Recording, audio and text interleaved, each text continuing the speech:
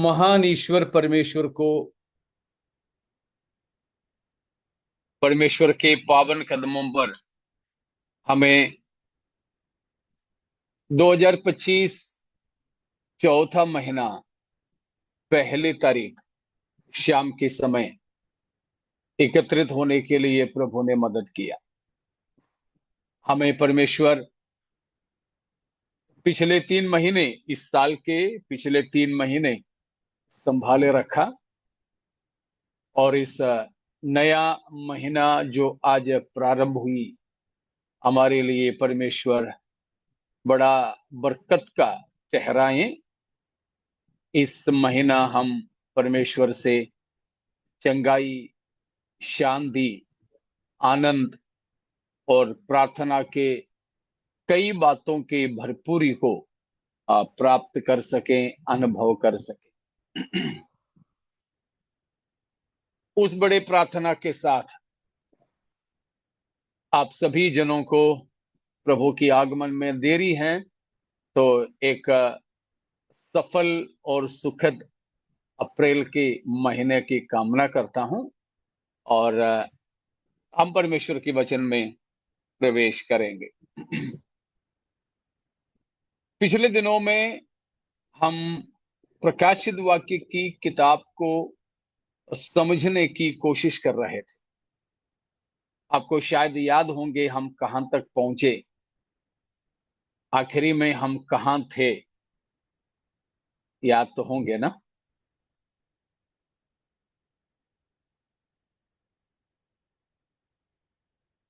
कौन सा अध्याय में हम लोग थे, किस विषय शायद मनन कर रहे थे? 11वां 10वां अध्याय। 11वां अध्याय होगा, 10 या 11। 10वां अध्याय। 10वां अध्याय। 10 में हम प्रवेश किए थे। हाँ, वो किस विषय को? ये खाए के बारे में बता दिया था। किए थे। जी जी जी, बिल्कुल।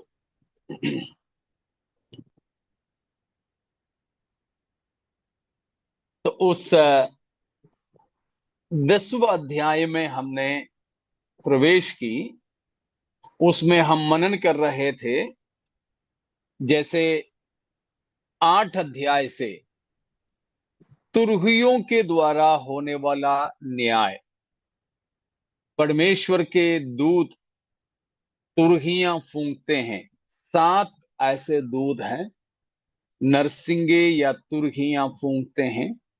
तो एक एक नरसिंगे फूंकते समय भी जगत में रहने वालों पर परमेश्वर की ओर से दंड मिलता था, विपत्ति आती थी, क्लेश होता था।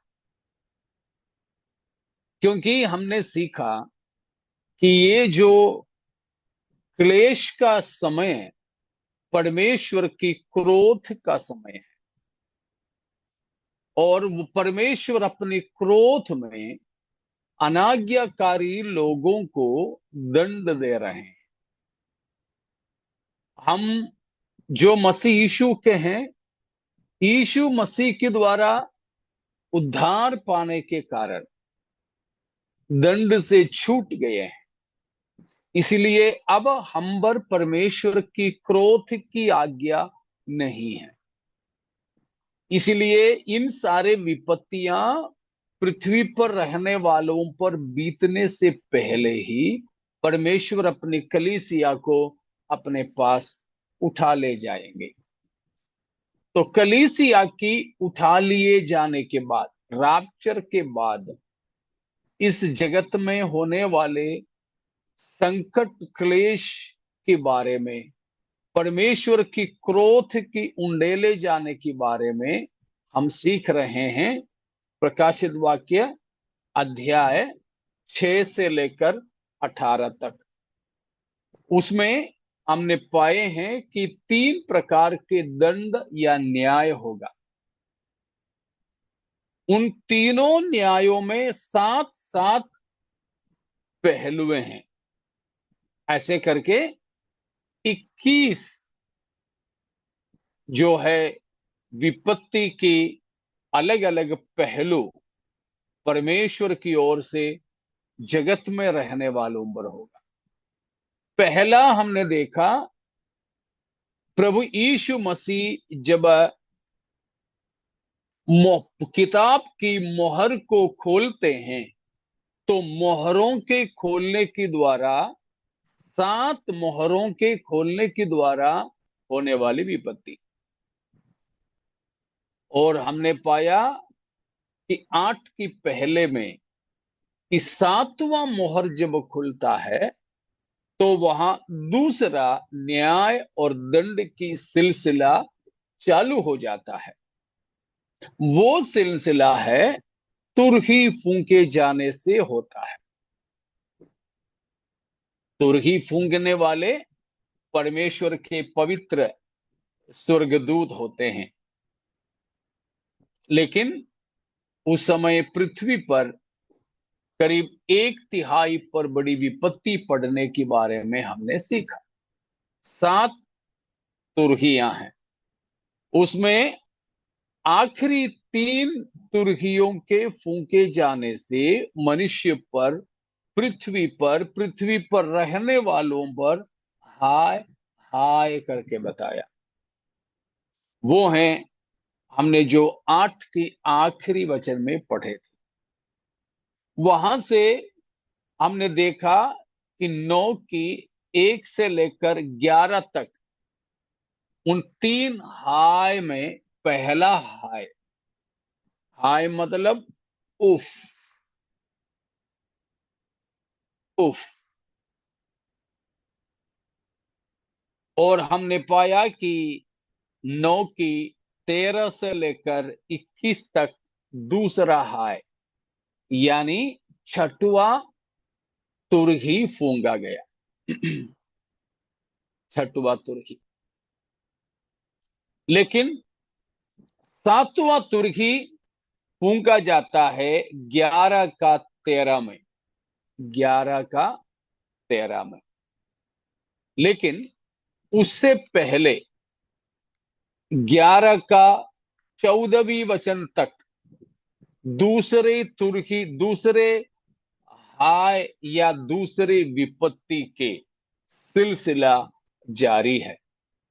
उसमें है, हमने 9 अध्याय से पढ़े थे कि लोग मारे जाते हैं। मृत्यु का दंड परमेश्वर बहुत से लोगों के जीवन में देता है। उसके बाद हम 10वां अध्याय में देख रहे थे कि एक बलवंत और एक दूत का प्रगटीकरण, एक अत्यंत बलवान और एक स्वर्गदूत प्रकट होता है। उसकी शक्ल सूरत से वो यीशु मसीह जान पड़ता है और कई सारे लोग उसे यीशु मसीह की तौर पर ही जानते हैं या मानते हैं। हमें आजादी है वो यीशु है करके मानने के लिए या नहीं है करके रखने के लिए, क्योंकि वो कौन है करके वहां बाइबल नहीं बताती है। तो फिर हमें ये है करके लड़ने की, जिद करने की जरूरत नहीं है। और हमने वहां पर पाया कि उसकी कौन सा वचन तक अपन मनन किए थे, याद है?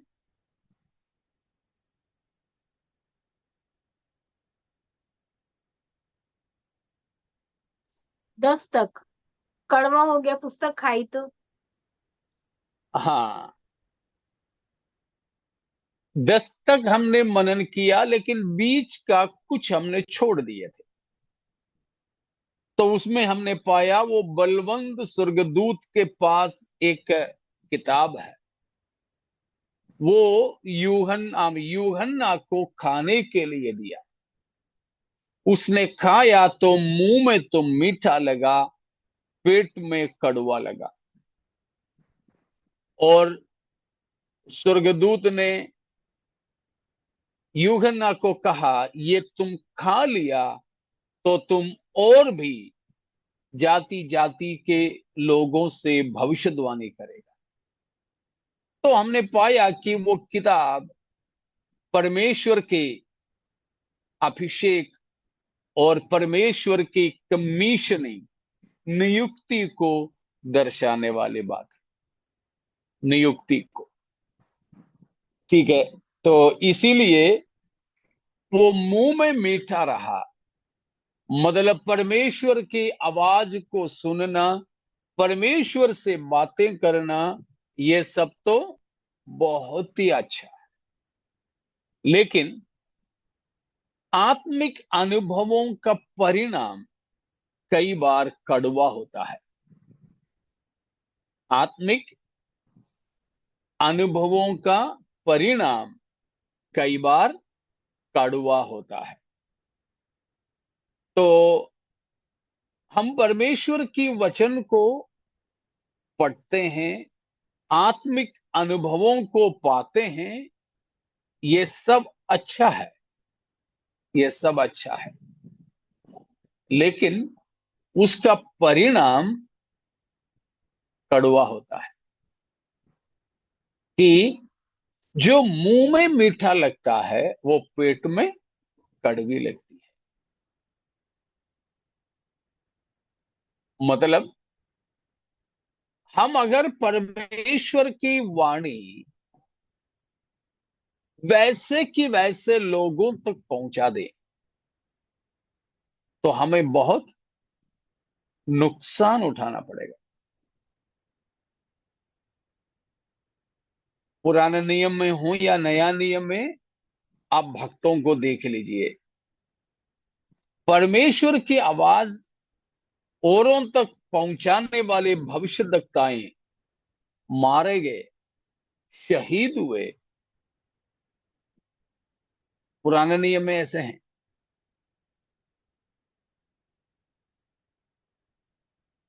नया नियम में भी बात भिन्न नहीं है। इसीलिए वो छोटा सा पुस्तक यूहन्ना को खाने को दिया, हमने पाया कि वो शाब्दिक तौर पर नहीं है,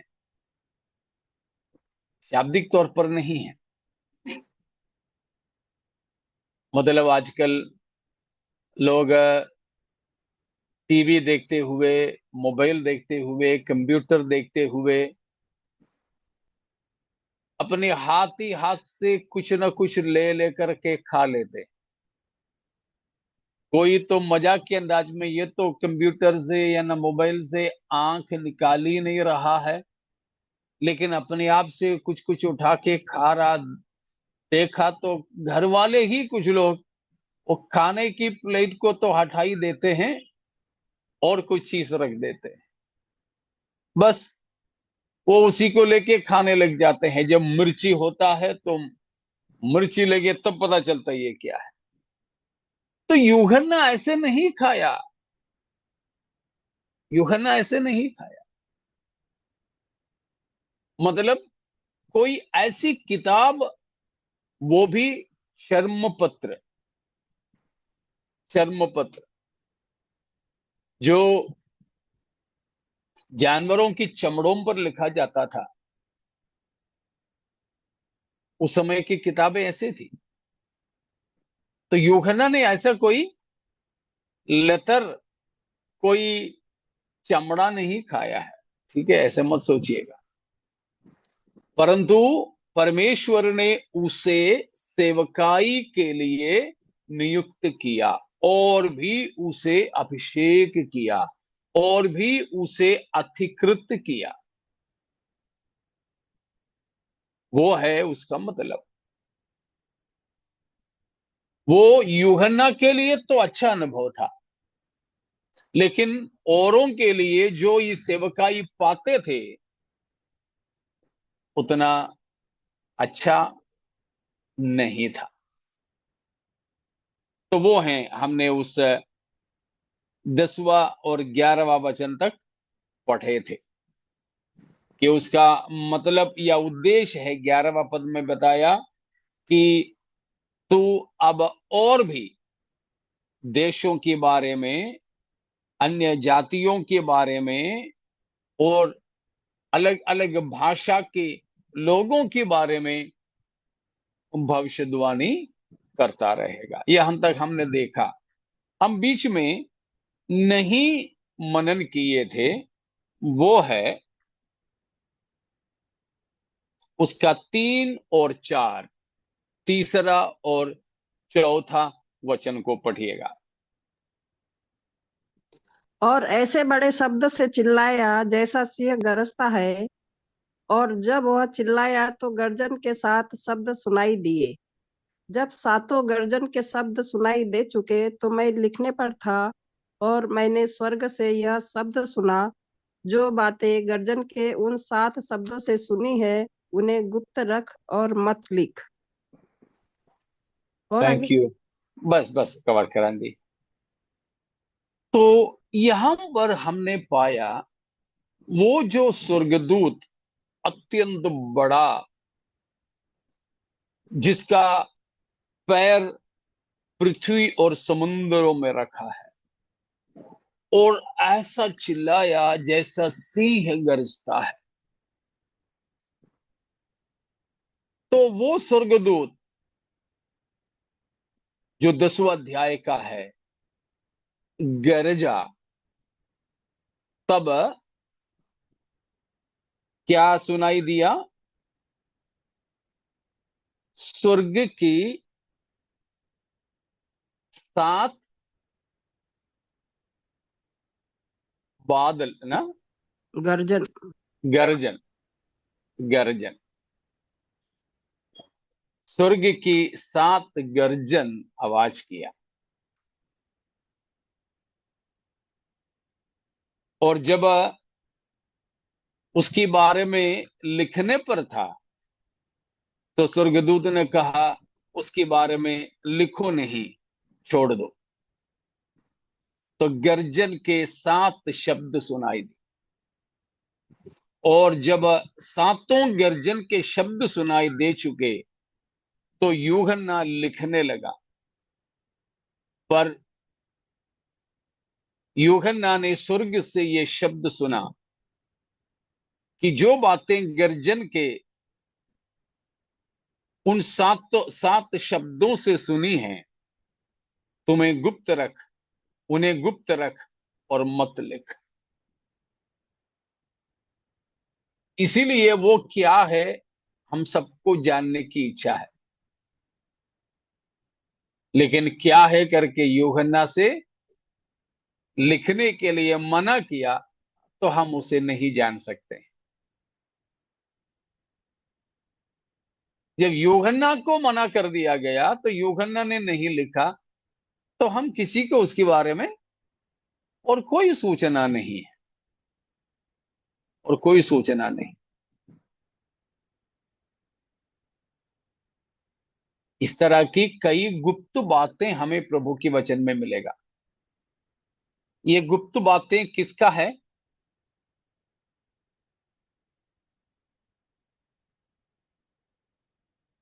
सात मील गर्जन से हुए शब्द। ठीक है, पढ़ लीजिए। व्यवस्था विवरण ड्यूटरनोमी 29 का 29। व्यवस्था विवरण 29 का 29।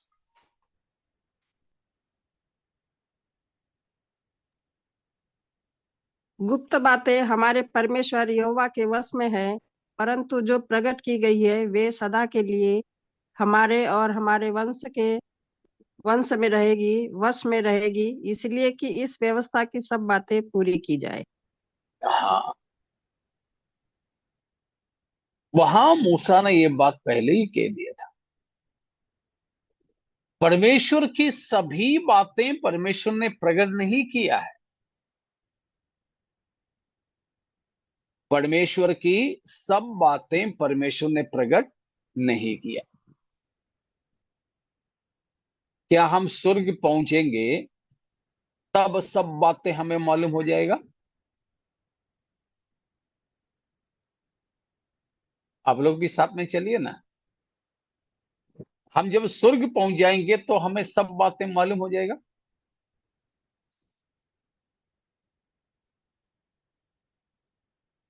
प्रभु का दूसरा आगमन होगा तभी मालूम पड़ेगा। अब वही, उसके बाद ही तो अपन प्रभु के पास पहुंचेंगे।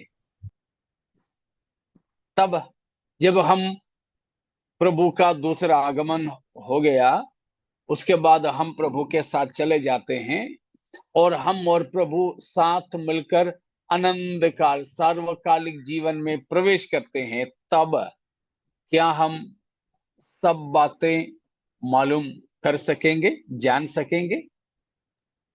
यस पास्टर जी। नहीं पास्टर। कर सकेंगे। हाँ भी ना भी आया है।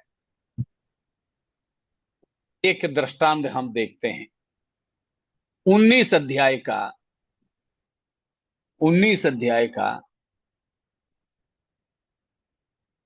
12वां पद को पढ़िए।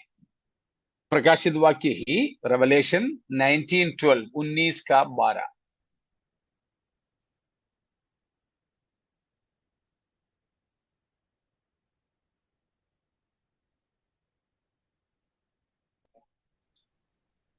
जल्दी पढ़िए ना कोई। उसकी आंखें आग की ज्वाला है और उसके सिर पर बहुत से राज मुकुट है और कोई नहीं जानता। और उसका एक नाम लिखा है जिसे उसको छोड़ और कोई नहीं जानता।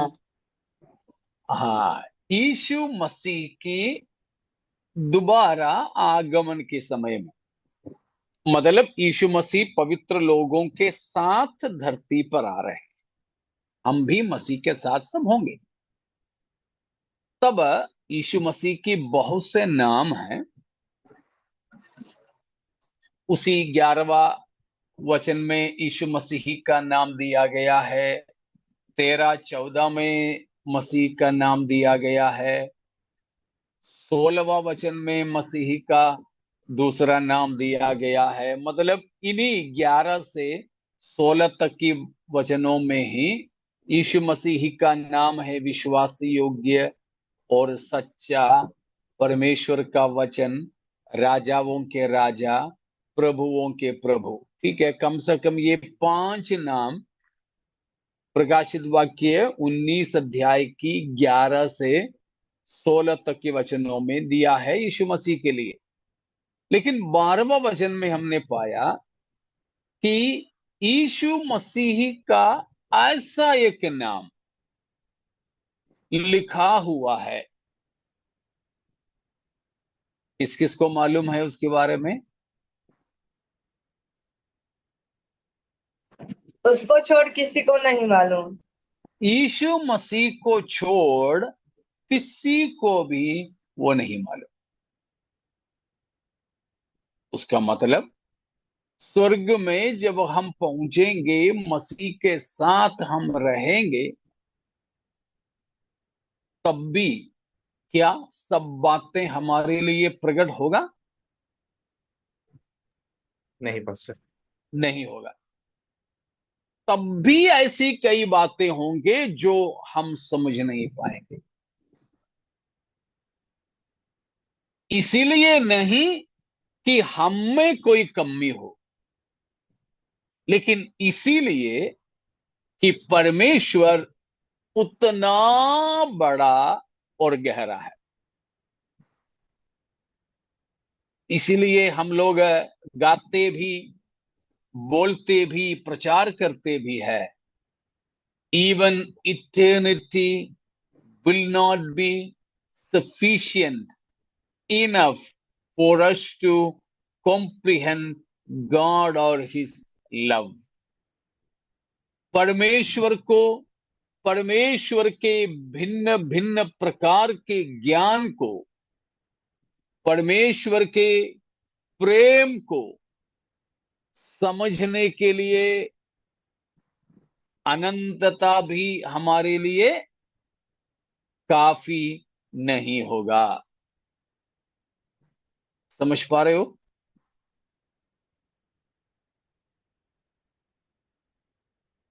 समझ पा रहे हो आप लोग? पास द्वारा से बोलना है इसको। हम प्रभु के पास पहुंच जाएंगे। अभी अभी हम शरीर में हैं, धरती पर है। क्या स्वर्ग की और परमेश्वर की सभी बातें हम अभी समझ पाते हैं?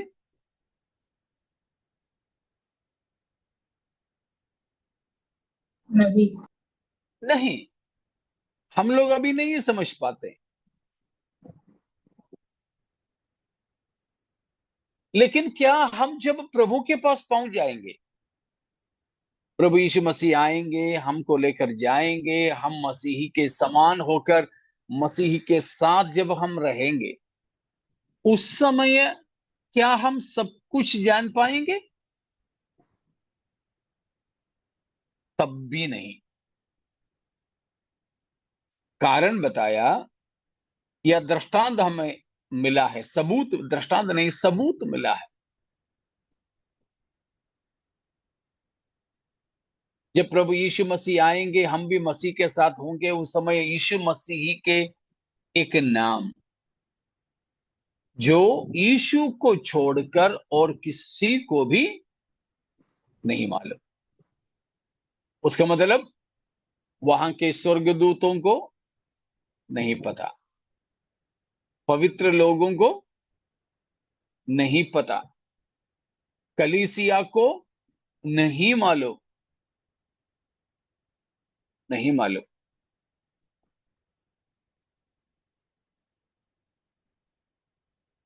समझ में आ रहा ना? कितना समझ यस में आ पास्टर गया? जी। कितना समझ में आ गया ना? ठीक है, यस पास्टर जी। ओके। तो इसके बाद मैंने कहा, हम जब प्रभु के पास पहुंचेंगे तब भी ऐसी कई बातें होंगी जो हम नहीं समझ पाएंगे। उसके लिए मैंने कहा, वो इसीलिए नहीं कि हमारी कोई कमी हो, हम में कोई कमी हो, नहीं, इसलिए नहीं, परंतु इसीलिए है कि परमेश्वर उतना बड़ा और गहरा है कि हम अनंतता में भी परमेश्वर को पूरे पूरे जान नहीं पाएंगे।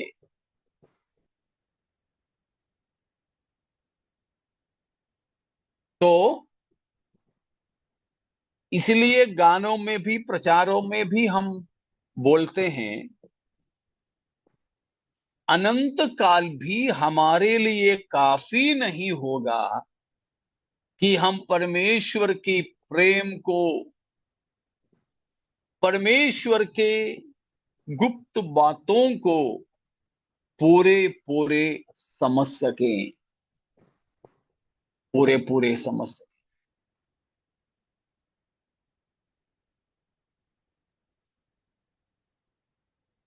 अब समझ में आ गए?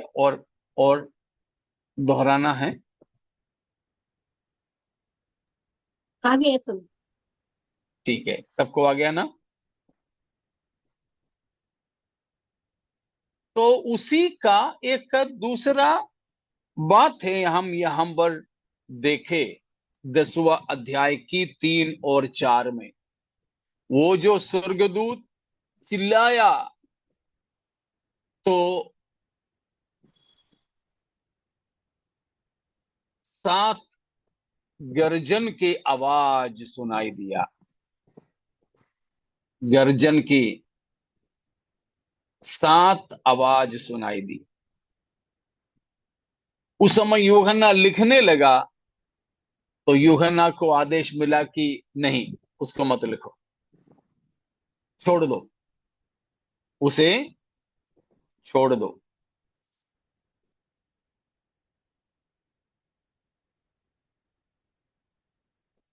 तो ये क्यों छोड़ना, या ये क्या है, हमें नहीं मालूम है, हमें नहीं पता है।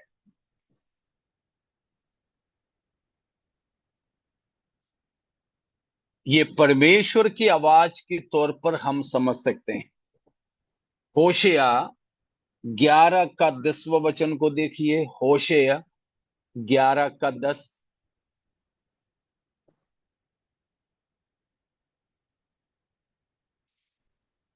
वे यहोवा के पीछे पीछे चलेंगे, वह तो सिंह के समान गरजेगा, और तेरे लड़के पश्चिम दिशा से थरथराते हुए आएंगे। देखा, परमेश्वर यहोवा की आवाज को यहां पर सिंह की गर्जन की जैसा बताया। अब योवेल 3 का 16 देखिए, योवेल 3 का 16, 3:16। यहोवा सिय्योन से गरजेगा और यरूशलेम से बड़ा शब्द सुनाएगा और आकाश और पृथ्वी थरथराएंगे। यहोवा सिंह की नाई गरजेगा। तो इन हर जगहों पर हम पाते हैं ये जो गर्जन, सिंह की नाई जो चिल्लाया, वो प्रभु हो सकता है। तो इस प्रकार आमोस 1 में भी हम लोग पढ़ते हैं, आमोस 1 का 2 वचन। यहोवा सिय्योन से गरजेगा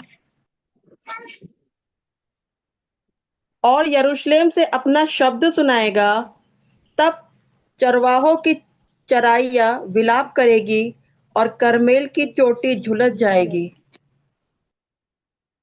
उधर भी हम उसी बात को देखते हैं। यहोवा परमेश्वर सिंह की नाई गर्जने के बारे में, सिंह की नाई गर्जने के बारे में। ये जो 7 गर्जन उस समय में क्या हुआ, ये कुछ भी हमें मना किए जाने की वजह से मालूम नहीं है। हमने व्यवस्था विवरण 27 की 29 में 29 में ये पाए थे, जो बातें गुप्त है वो हमारे परमेश्वर यहोवा के वश में है। इसलिए जो प्रभु के वश में है, जो गुप्त बातें हैं, उन बातों को खोजने की जिम्मेदारी हमें नहीं है। अगर परमेश्वर हमें कहें तो हम स्वर्ग में जब जाएंगे तब जान लेंगे। तब भी हमें नहीं जानना है तो प्रभु हमें उसके बारे में भी नहीं बताएंगे। ठीक है।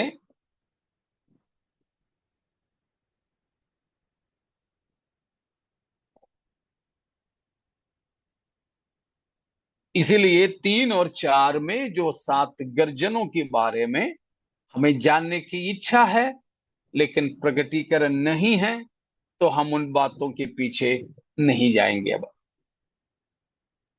इतना समझ में आ गया आप लोगों को? यस पास्टर जी। ठीक है। अब उसकी 5 और 6 को भी पढ़ लीजिएगा, 5 और 6। जिस स्वर्गदूत को मैंने समुद्र और पृथ्वी पर खड़े देखा था, उसने अपना दाहिना हाथ स्वर्ग की ओर उठाया, और जो युगानुयुग जीवता है, और जिसने स्वर्ग को और जो कुछ उसमें है, और जो पृथ्वी को और जो कुछ उस पर है, और समुद्र को और जो कुछ उसमें है सृजा, उसी की शपथ खाकर कहा, अब तो और देर न होगी,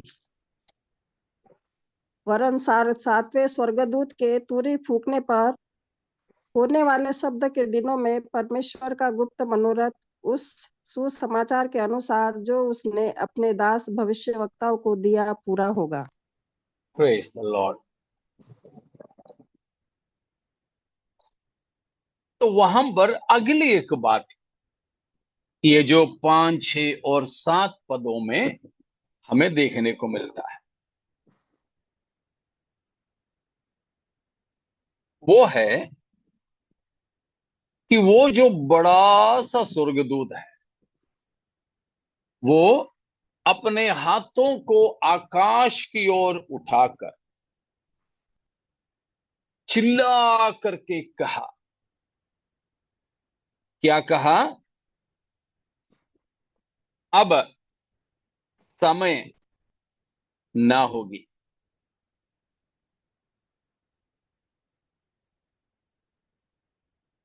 और वहां पर कहा है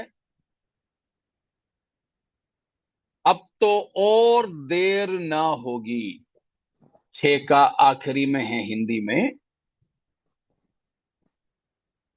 ये स्वर्गदूत बड़े आवाज करके परमेश्वर की शपथ में कहा अब तो और देर ना होगी।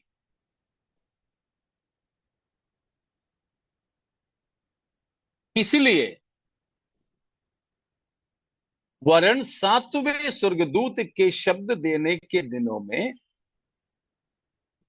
जब वह तुरही फूंकने पर होगा तो परमेश्वर का गुप्त मनोरथ उस सुसमाचार के अनुसार जो उसने अपने दास भविष्यद्वक्ताओं को दिया पूरा होगा। अब देर ना होगी। अब देर ना होगी।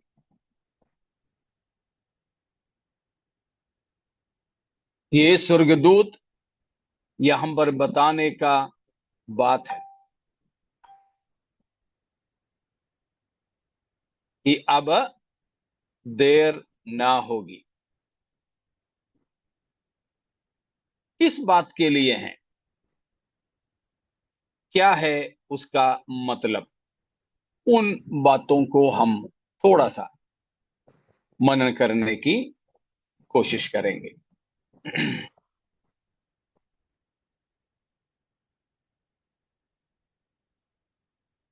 अब देर ना होगी।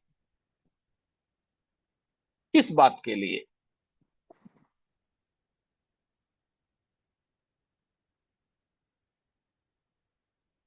तो ये स्वर्गदूत शपथ खा रहा है। मतलब उतना पक्का है ये बात। युगान युग तक जीवित रहने वाला हमारे परमेश्वर की शपथ में ये जो स्वर्गदूत बताता है there should be delay no longer. अब देर ना होगी।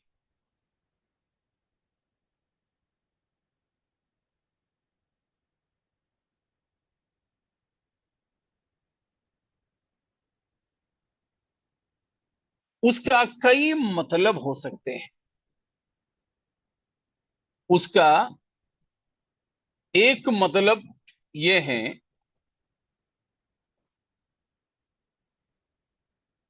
कुछ लोग ऐसे समझते हैं इंग्लिश में जो लिखा है कि there should be delay no longer, वो ठीक है। उसका मतलब यह है कि उसका जो शाब्दिक मतलब है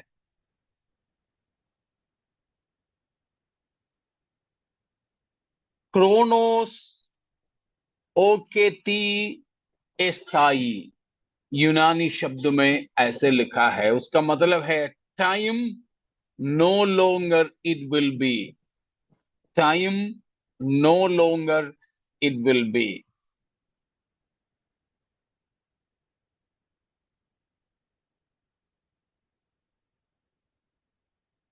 उसका मतलब उसका सही मतलब यह है, बाकी अलग अलग व्याख्या उसके बारे में दिया गया है, उस पर हम नहीं जाते हैं। लेकिन उसका सही मतलब यह है जैसे 7वां वचन में लिखा है,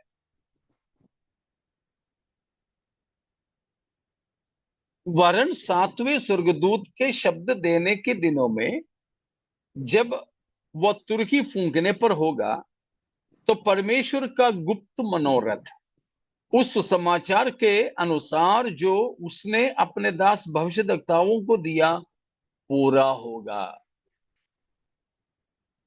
अब देर नहीं होगा, अब तो और देर न होगी। किस बात के लिए? किस बात के लिए अभी देर नहीं होगी?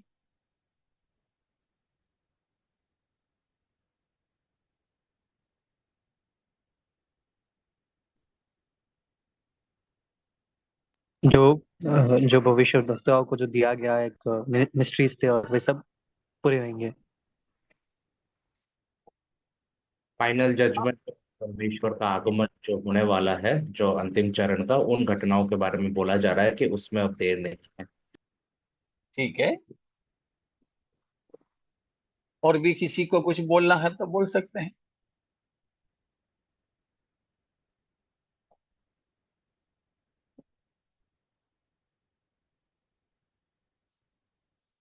देखिए, यहां पर एक शब्द दिया है 7वां पद में, एक विशेष शब्द आपने ध्यान दिया? गुप्त मनोरथ। हाँ, परमेश्वर का गुप्त मनोरथ, परमेश्वर का गुप्त मनोरथ।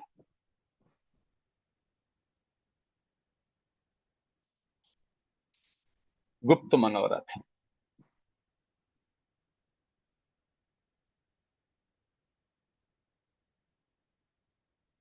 आप उसको पौलुस प्रेरित की भाषा में ऐसे समझ सकते हैं। देखिए, इफिसियों 3 का 11वां वचन, इफिसियों 3 का 11।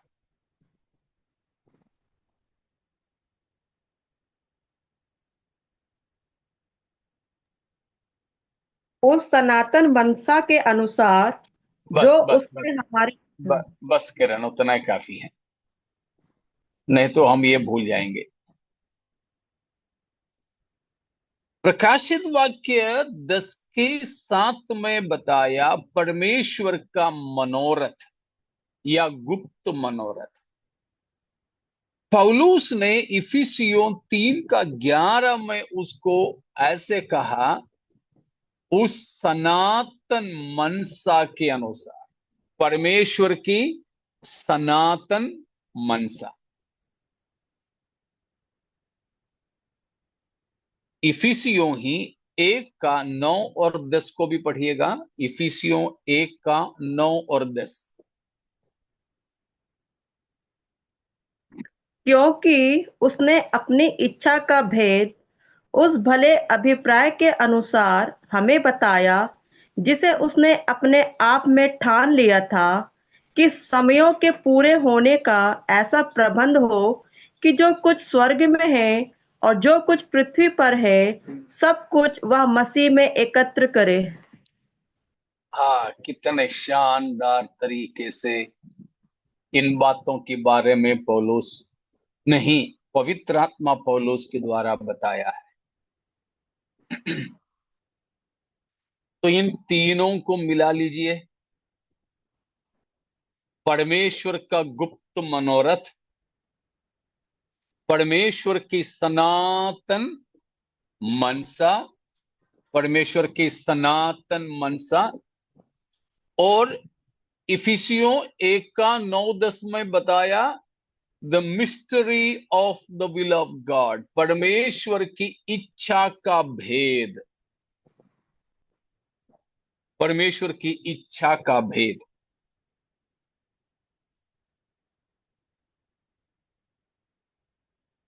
सब एक ही है।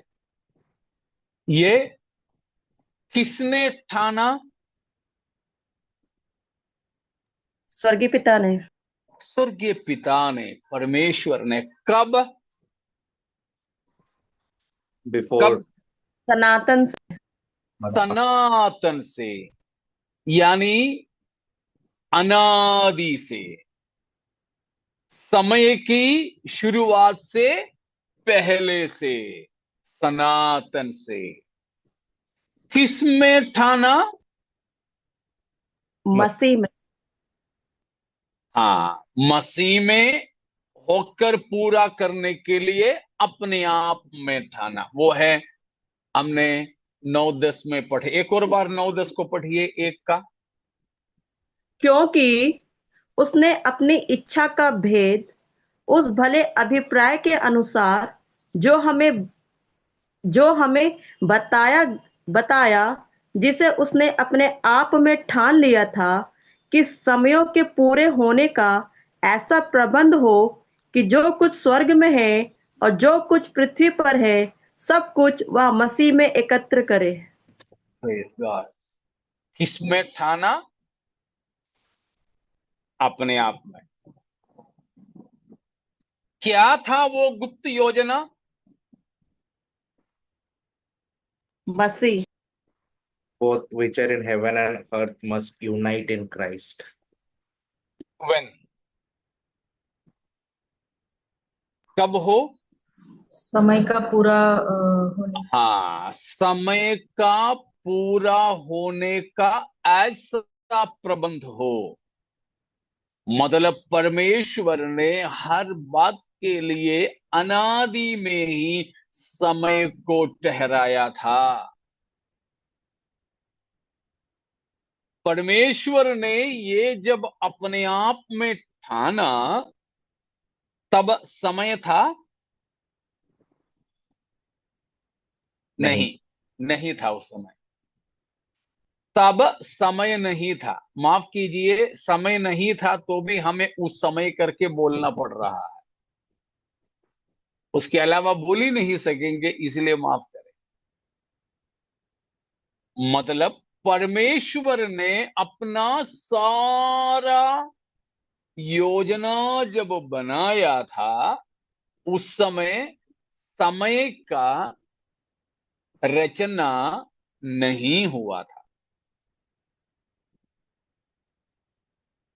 इसीलिए है तीतुस 1:2 में हम पढ़ते हैं, टाइटस 1:2, तीतुस 1:2। उस अनंत जीवन की आशा पर जिसकी प्रतिज्ञा यहोवा ने, जो झूठ बोल नहीं सकता, सनातन से की है। जो झूठ नहीं बोल सकता, झूठ नहीं बोल सकता, वो परमेश्वर ने कब से किया? सनातन से। सनातन से। किसी किसी इंग्लिश बाइबल में ऐसा लिखा है, बिफोर टाइम बिगैन। और भी आसानी से वो समझ सकेंगे। Before time began.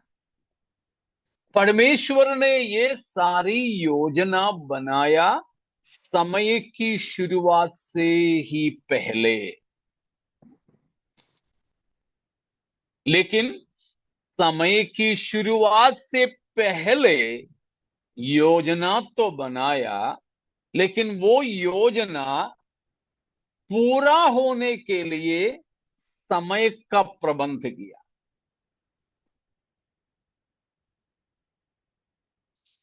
तो क्या है समय? परमेश्वर की सनातन योजनाओं को पृथ्वी पर और ये सारी ब्रह्मांड में पूरा करने के लिए परमेश्वर का प्रबंधन है समय। इसीलिए समय सनातन नहीं है। हर किसी को समझने में शायद थोड़ा सा कठिन लगे किसी किसी के लिए, तो आप जरूर पूछ भी सकते हैं। समझ में नहीं आया तो जरूर पूछिएगा।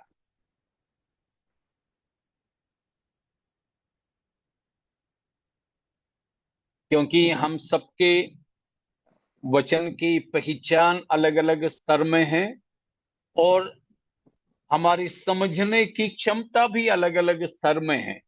इसलिए कुछ बातें कुछ लोग जल्दी समझ लेंगे, कुछ लोग थोड़ा देरी से। एक बार बोलने से आपको समझ में नहीं आता, आप चिंता मत कीजिए, दोबारा पूछ लीजिए। इसलिए मैं आपको हर बार पूछता हूं, समझ में आया? आया? आया? शर्माना नहीं।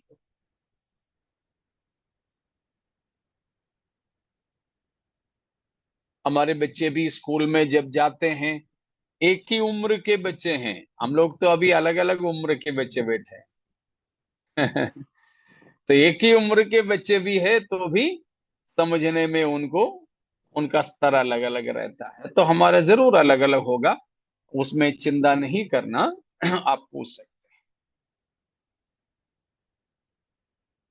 तो देखो, समय का मतलब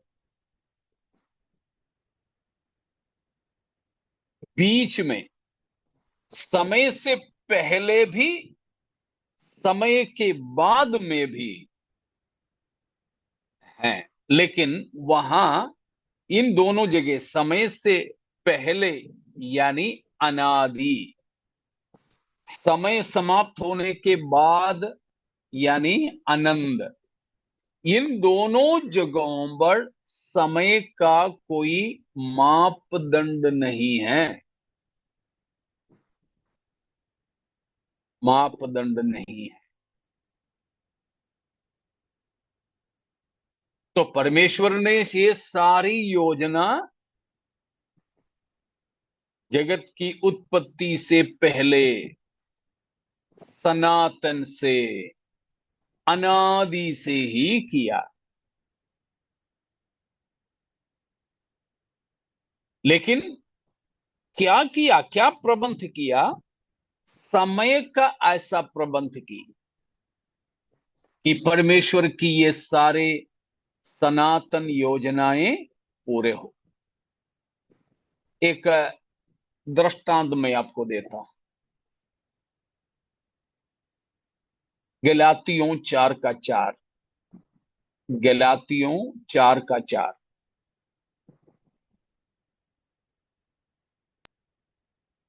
परंतु जब समय पूरा हुआ तो परमेश्वर ने अपने पुत्र को भेजा, जो स्त्री से जन्मा और व्य- व्यवस्था के अधीन उत्पन्न हुआ। Praise God. अभी हमने जो मनन किए हैं उसके लिए एक सबूत है। परमेश्वर ने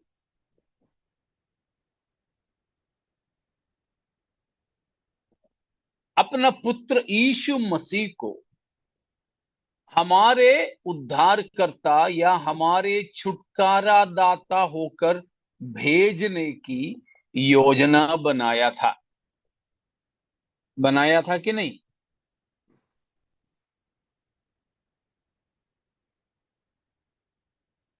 बनाया था। बनाया था। आप लोग भी मेरे साथ में चलना। कब बनाया था यीशु मसीह को हमारे लिए भेजने का?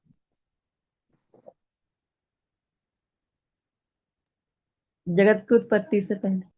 जगत की उत्पत्ति से पहले, या फिर समय की ही उत्पत्ति से पहले, ठीक है, या सनातन से, सनातन से।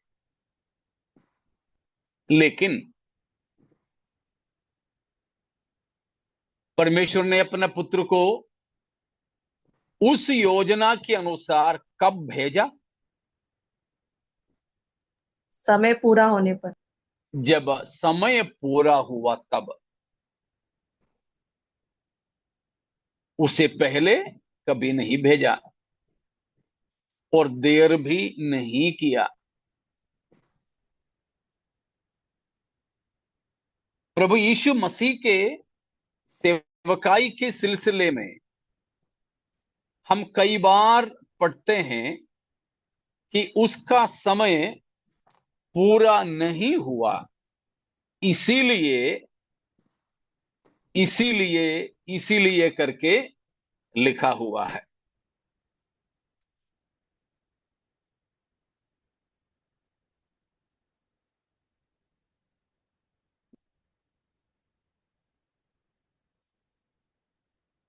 तो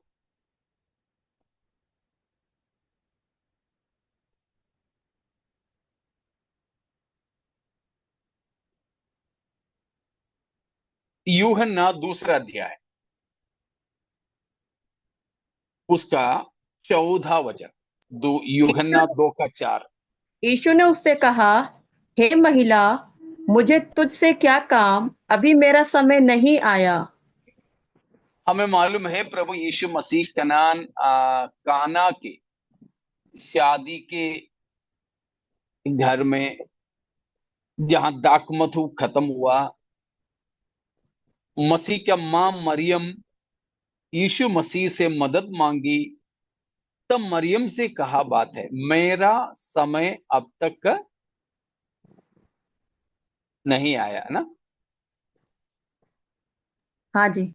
हाँ, मेरा समय अब तक नहीं आया, मतलब परमेश्वर ने सब कुछ ठहराया सनातन से, लेकिन वो सब कब पूरा होने के लिए है? समय की पूरा होने के समय में, समय की पूरा होने के समय में।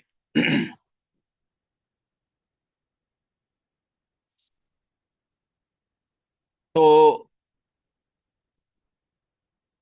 उसी प्रकार प्रभु यीशु मसीह के जीवन में कई बार हुआ, मसीह को कई रीति से जान से मारने की कोशिश भी यहूदियों ने या शत्रुओं ने किए थे,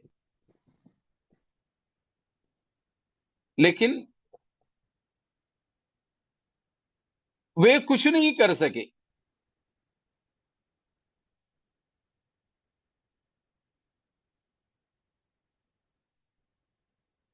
प्रभु यीशु मसीह की पहली सेवकाई, जो लूका सुसमाचार 14 अध्याय में है, आराधना भवन में जाता है और वचन को पढ़ता है, उसके बाद प्रचार करता है, तो लोग यीशु मसीह की सबसे पहला प्रचार में ही गुस्सा किए, यीशु मसीह को जान से मारने की कोशिश की।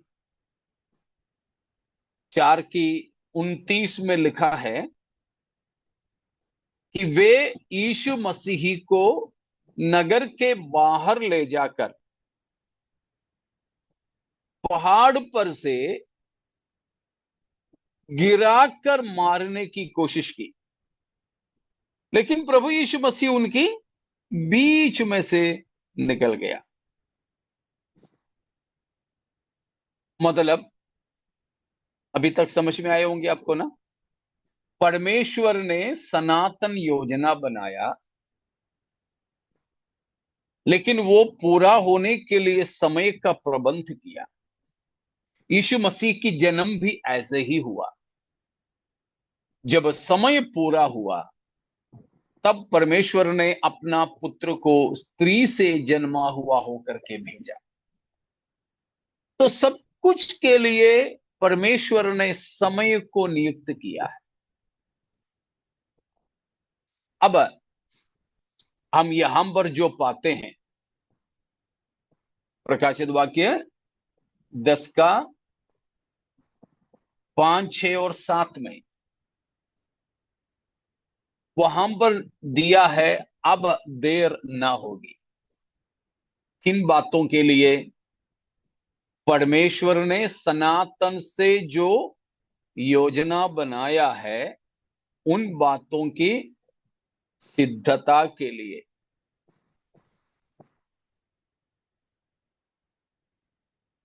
ठीक है, परमेश्वर की मनोरथों को पूरा करने के लिए। क्या है परमेश्वर का मनोरथ? क्या है परमेश्वर की सनातन योजना?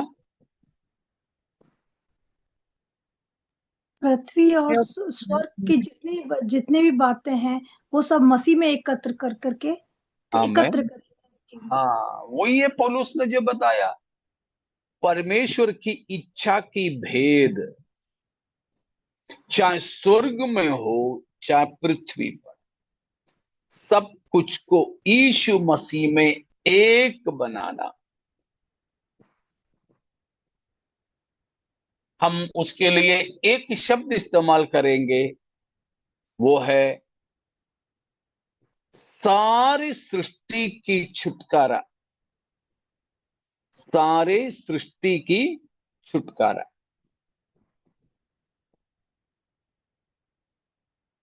जिस प्रकार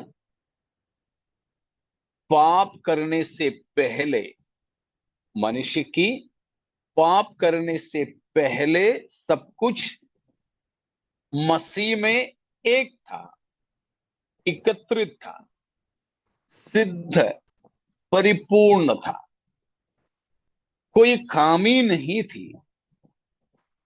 ठीक वैसे ही सब कुछ दोबारा बनाना।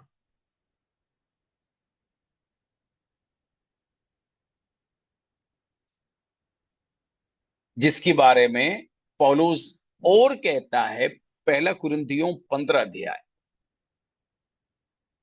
26 से लेकर कुछ पदों को पढ़िएगा। 1 Corinthians 15:26 फॉलोइंग।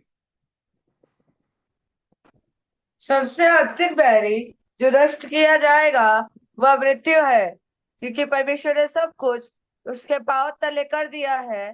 और जब वह कहता है कि सब कुछ उसके अधीन कर दिया है, तो प्रत्यक्ष है कि जिससे सब कुछ उसके अधीन कर दिया वह आप अलग रहा। आगे। और जब सब कुछ उसके अधीन हो जाएगा, तो पुत्र आप भी उसके अधीन हो जाएगा, जिससे सब कुछ उसके अधीन कर दिया, ताकि सब में परमेश्वर ही सब कुछ हो। सबसे अंतिम बैरी जो हटा दिया जाएगा वो मृत्यु है।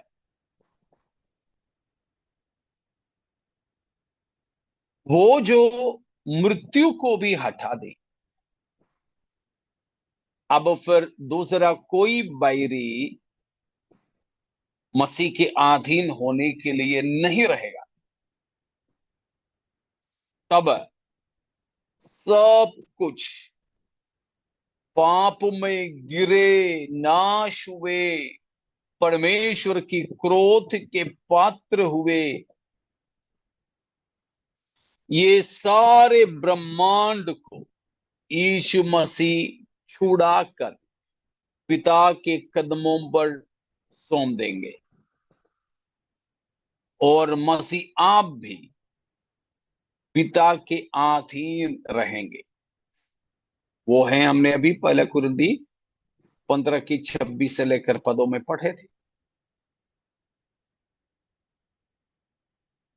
ऐसा एक योजना परमेश्वर ने बनाया है, उसकी आपूर्ति, उसकी सिद्धता, पूर्तिकरण, उसकी सिद्धता या पूर्तिकरण होने के लिए अब समय आ गया है, समय निकट आ गया है। इतना समझ में आ गया आप लोगों को? किसी को भी नहीं समझ में आया तो पूछिएगा।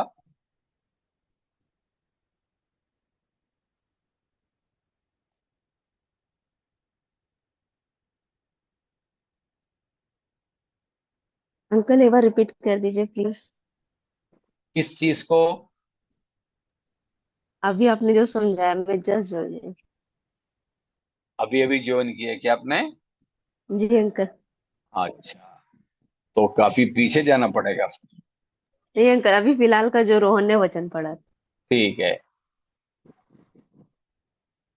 तो हम लोग देख रहे हैं प्रकाशित वाक्य 10 उसकी 5, 6 और 7। उसमें 6 का आखिरी में ये लिखा पाया कि वो जो बड़ा सा स्वर्गदूत चिल्ला करके कहा, अब तो और देर ना होगी। किस बात के लिए देर ना होगी? उत्तर 7वां वचन में है, परमेश्वर की मनोरथों को पूरा करने के लिए। उस परमेश्वर की मनोरथों के लिए हमने इफिसियों 3 की 11, इफिसियों 1 का 9 और 10 ऐसे वचनों से और भी नामों को पाए। कुल मिलाकर परमेश्वर ने मानव जाति की छुटकारा के लिए प्रबंध किया है। वो परमेश्वर अपने आप में ठान लिया है। ठीक है, ये परमेश्वर ने ठाना या योजना बनाया कब? अनादि में, पूर्व युग में। लेकिन वो जो सनातन में तैयार किया योजना कब पूरा होगा? हमारे इस समय काल में, समय के अंदर, समय के अंदर। उसके लिए परमेश्वर ने समय का प्रबंध किया है, समय को ठहराया है। दृष्टांत हमने देखा, यीशु मसीह की शारीरिक जन्म कब हुआ था? कब हुआ था? कोई बोल सकते हो? यीशु मसीह का शारीरिक जन्म कब हुआ था? समय पूरा हुआ तब। हाँ बिल्कुल, राम के लिए सिस्टर, जब समय पूरा हुआ तब परमेश्वर ने ठहराया समय, जब पूरा हुआ तब। कभी कभी हम जानते हैं हमारे रेलगाड़ियां लेट चलती है, लेकिन कभी कभी वो बिफोर टाइम पहुंच जाती है, समय से पहले आ जाती है, समय से पहले। कभी कभी हमें मालूम है जब समय से पहले आते हैं तो समय से पहले जाएगी गाड़ी? नहीं। नहीं जाए, नहीं जाएगी, रुकी रहेगी, क्योंकि उसके लिए ठहराया हुआ समय है। शायद 8:17 पर गाड़ी छूटेगी। ये गाड़ी शायद 8 बजे ही आ गए, तो ये नहीं होगा कि ठीक है चलो चलते हैं, नहीं। 8:17 का समय है तो बिल्कुल 8:17 से पहले जा ही नहीं सकते। परमेश्वर ने ये सारी योजना बनाया है, समय का प्रबंध करते करते एकदम एकदम वो समय आ जाए तब परमेश्वर का वो योजना पूरा होता है। इसीलिए यीशु मसीह की जन्म की जो योजना था, परमेश्वर ने ठहराई हुई कैलेंडर के हिसाब से, टाइम टेबल के हिसाब से, समय सारणी के हिसाब से उसी समय में पूरा हुआ। लेकिन अब इस वक्त में सब कुछ मसीह के अधीन नहीं है। पहला कुरिन्थी में से हमने जो पढ़ा, 15 अध्याय की 26 से लेकर की पद, वो था रोहन ने जो पढ़ा, वहां पर हम पाते हैं कि सभी शत्रु हटा दिए नहीं गए, हरा दिए तो गए लेकिन हटाए नहीं गए। बिल्कुल उन दोनों शब्दों का सही इस्तेमाल कर। यीशु मसीह की क्रूस की मृत्यु के द्वारा मसीह ने सारे शत्रुओं को हराया है, लेकिन हटाया नहीं।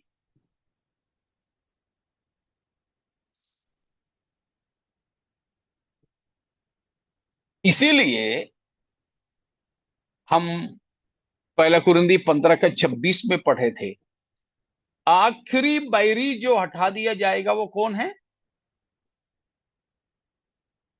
मृत्यु। मृत्यु। मृत्यु। मृत्यु है। अभी तो है ना मृत्यु धरती पे? हाँ। है। हम लोग भी तो शारीरिक तौर पर मर ही रहे हैं एक एक दिन। आज अगर किसी का जन्मदिन था तो आपने केक काटा, फुग्गे फोड़े, चॉकलेट बांटे, तो किस खुशी में? 1 साल और हमारे आयु घट गया, इसलिए। अगर ये सोचोगे तो फिर केक नहीं काटेंगे कोई। समझ में आ रहा ना? तो मृत्यु अभी भी है, सबसे आखिरी बैरी होकर के मृत्यु हटा दिए जाएंगे, तब है सारे शत्रु मसीह के अधीन, और मसीह सारी दुनिया जिसको मसीह ने अपने लहू से छुड़ाया था, सारे की सारे बात को परमेश्वर की सनातन योजना के अनुसार सिद्ध करके पिता के अधीन कर देंगे।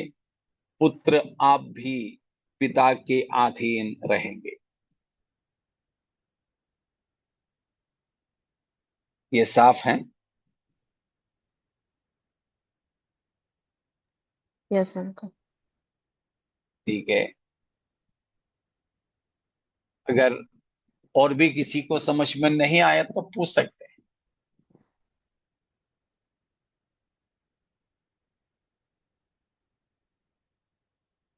तो ये मनोरथ परमेश्वर का पूरा करने के लिए अब देर नहीं करेगा, क्योंकि प्रभु यीशु मसीह अपने महिमा के साथ इस धरती पर आते हुए समस्त सृष्टि को छुड़ाने की योजना जो परमेश्वर ने बनाया था उसे पूरा कर रहे हैं, उसे पूरा कर रहे हैं। तो अब समय नहीं होगी या अधिक देर नहीं होगा करके बताया है। इतने में कुछ समझ में नहीं आया है तो पूछिएगा।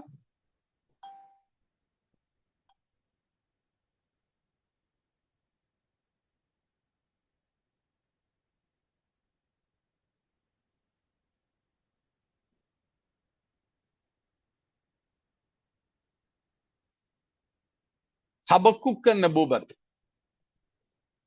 2 का तीसरा वचन भी इस सिलसिले में पढ़िए। हबक्कुक 2 का 3। क्योंकि इस दर्शन की बात नियत समय में पूरी होने वाली है, वरन इसके पूरे होने का समय वेग से आता है। इसमें धोखा न होगा, चाहे इसमें विलंब भी हो तो भी उसकी बाट जोहते रहना, क्योंकि वह निश्चय पूरी होगी और उसमें देर न होगी। गुम्मट पर परमेश्वर की वाणी की इंतजार किया हुआ एक भविष्यद्वक्ता हबक्कुक परमेश्वर से उसने बहुत सवाल किया, सवाल जवाब वाला एक भविष्यद्वक्ता है। आखिरी में परमेश्वर ने उसे कहा हुआ बात है, ये भविष्यवाणी की बात को परमेश्वर ने कहा कि लिख के रखो, लिख के रखो, क्योंकि वो शीघ्र पूरा होना है। कब पूरा होगा?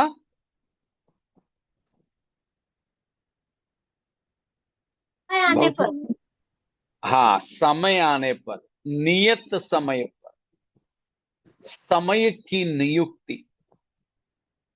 हर एक भविष्यवाणी पूरा होने के लिए समय नियत है, नियत समय पर ही वो पूरा हो।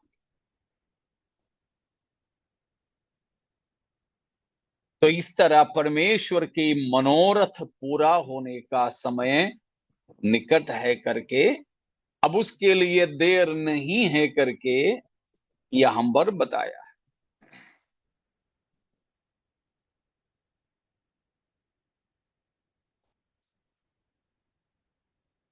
इतना समझ में आ गए?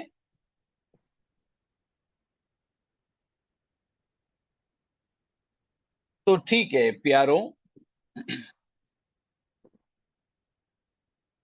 परमेश्वर की ऐसे सनातन योजना में प्रभु ने हमें भी शामिल किया। हमें परमेश्वर ने अपने सनातन मनसा बताया। Praise God. ये परमेश्वर को अच्छा लगा कि हम बिल्कुल मिट्टी है, धूल है, ऐसों के साथ परमेश्वर अपने मन बांट दे, अपनी इच्छा को बांट दे। प्यारों, हमारे लिए एक वादा है, हमारे प्रभु यीशु मसीह की आमद है, वो शीघ्र संपन्न होने वाला है। हम उसके लिए तैयार हो जाएं। प्रभु की आगमन अगर आज रात्रि भी हो, हम में से कोई त्यागे न जाए, मसीह के साथ उठा लिए जाएं। प्रभु की आगमन के लिए तैयार हो। इन वचनों के द्वारा परमेश्वर हमें आशीषित करे।